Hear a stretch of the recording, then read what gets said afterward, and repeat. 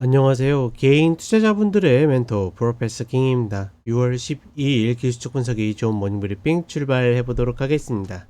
자, 일단 미국 시장 같은 경우에는 간만에 좀 약보합으로 마감되는 모습이고, 다만 그동안에 올라온 폭이나 흐름에 비해서는 사실 조정이라고 부르기에도 좀 민망한, 그러니까 횡보에 가까운 그런 흐름들이죠.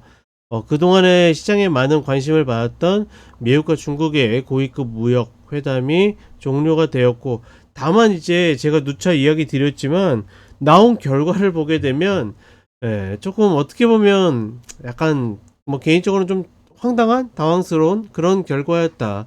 그러니까 성공적이다, 좋은 회담이었다라고 이야기하고 있지만, 사실 기존에 잘 되었던 게 이제 관세에 좀 불이 붙으면서 서로 좀 엇나갔던 거를 다시 좀 되돌리는 수준이었거든요. 그러니까 관세가 특별하게 바뀐 것도 아니고, 또 어떤 예를 들어서 엔비디아의 고성능 칩을 수출한다라든가 이런 것도 아니고, 그러니까 기본적으로 히토류 통제가 되었던 게 풀리고, 그 다음에 그에 맞서 가지고 예를 들어서 유학생 비자 발급 중단이라든지 이런 거 했던 것들을 좀 풀어내는 수준이었는데, 다만 이걸 가지고 2박 3일 동안 계속 끌다가 그 정도의 어떤 성과를 발표한 것은 개인적으로 좀 황당하지 않을까, 당황스럽지 않을까라고 보고 있는데, 시장에서는 사실 그동안의 기대감으로 오른 거에 비해서는 실망감이 별로 없지 않았는가.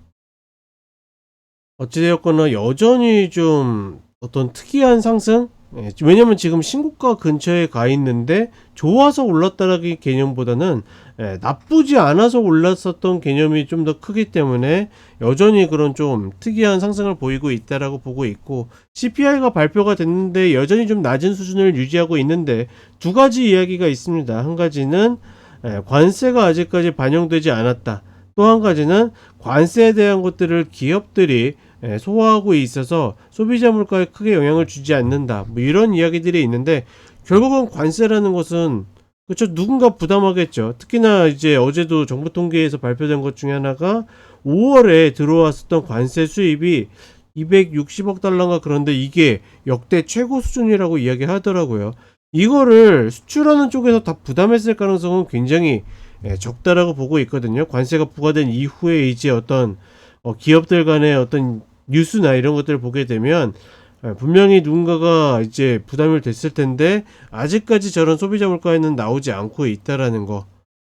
그럼에도 불구하고 시장의 전반적인 위치 자체가 굉장히 부담스러운 위치에 있기 때문에 여전히 상당히 조심스럽다, 이렇게 판단을 하고 있습니다. 자, 그리고 한국 시장으로 오게 되면 작년 고점을 갱신하는 모습이죠.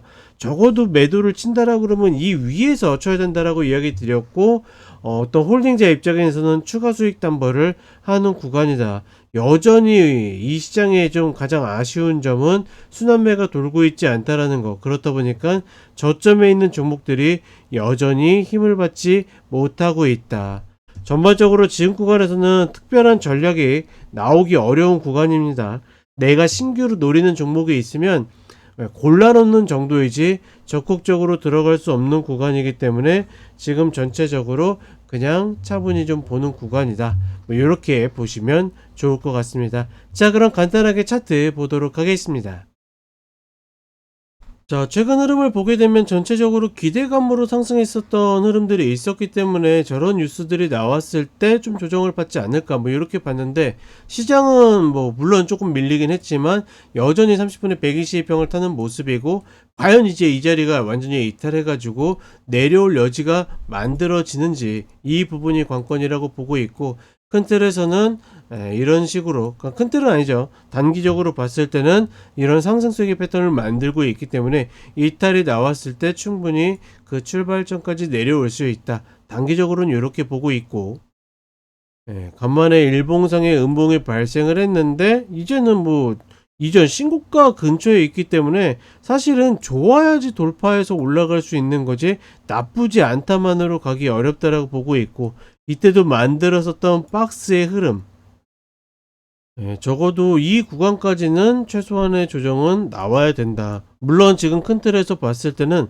이 122평이 다시 내려와야 된다고 보고 있거든요. 내려오고 나서 다시 리바운드 이런 패턴이 나와야 된다고 보고 있기 때문에 다음 주에 좀 이슈들이 있죠. FOMC 금리 결정이라든지 물론 동결을 보고 있지만 이제 뭐 멘트들이 바뀌었는지 사실 뭐 그 흐름들은 조금 기대되진 않습니다.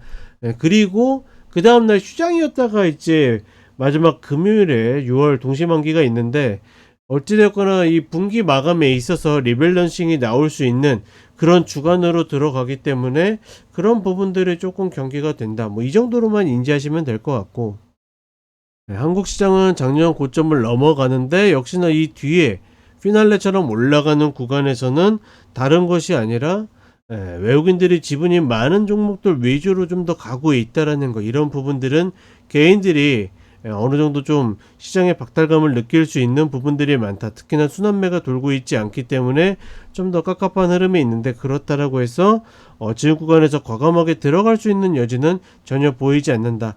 내가 일단 종목을 찍어 놓고서 정말 공격적이라고 그러면 이런 갭 자리를 메웠을 때 들어가는 건데, 물론 이제 지수적으로 봤을 때 이것도 그렇게 크게 땡기진 않지만 어찌됐거나 최소한 저런 자리는 기다려야 된다라는 거 다시 한번 이야기를 드려보도록 하겠습니다. 자, 이렇게 이야기 드렸고 저는 쇼츠로 또 찾아뵙도록 하겠습니다.